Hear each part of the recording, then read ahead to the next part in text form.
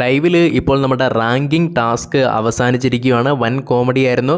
ഓരോ മത്സരാർത്ഥികളുടെ പൊസിഷൻ നോക്കുകയാണെങ്കിൽ 6ാം സ്ഥാനം തൊട്ട് അങ്ങോട്ടായിരുന്നു. അതായത് 6, 5, 4, 3, 2 ഇത്തരം സ്ഥാനങ്ങൾക്ക് വേണ്ടിയായിരുന്നു കൂടുതലും മത്സരാർത്ഥികൾ പോരടിച്ചിട്ടുള്ളത്. ഇതിൽ നോക്കുകയാണെങ്കിൽ ഇപ്പോൾ 1ാം സ്ഥാനത്തിന് വേണ്ടി ഏറ്റവും അവസാനം വന്ന് നിന്നിട്ടുള്ളത് നമ്മുടെ അപ്സര ഉണ്ടായിരുന്നു, അഭിഷേക് ഉണ്ടായിരുന്നു, സിജോ ഉണ്ടായിരുന്നു, നന്ദന ഉണ്ടായിരുന്നു. നന്ദനയൊക്കെ എന്താണ് അവിടെ കാണിക്കുന്നത് എനിക്ക് ഇതുവരെ മനസ്സിലായിട്ടില്ല. അതായത് അവസാനമുള്ള 4 പേരെ പിന്നീട് ആൾക്കാർക്ക് നോമിനേറ്റ് ചെയ്യാൻ വേണ്ടിയുള്ള അവസരം കൊടുക്കുന്നു. ആ ഒരു സമയത്ത് നന്ദന വീണ്ടും സിജോനെ സപ്പോർട്ട് ചെയ്യുന്നുണ്ട്. നന്ദനയ്ക്ക് പണം മതി എന്നൊക്കെ പറയുന്നു. എന്തൊക്കെയോ കാട്ടിക്കൂട്ടുന്നുണ്ട്. ആ കൊച്ച് എന്താണ് കാണിക്കുന്ന കാര്യങ്ങൾ എനിക്ക് ഇതുവരെ മനസ്സിലായിട്ടില്ല.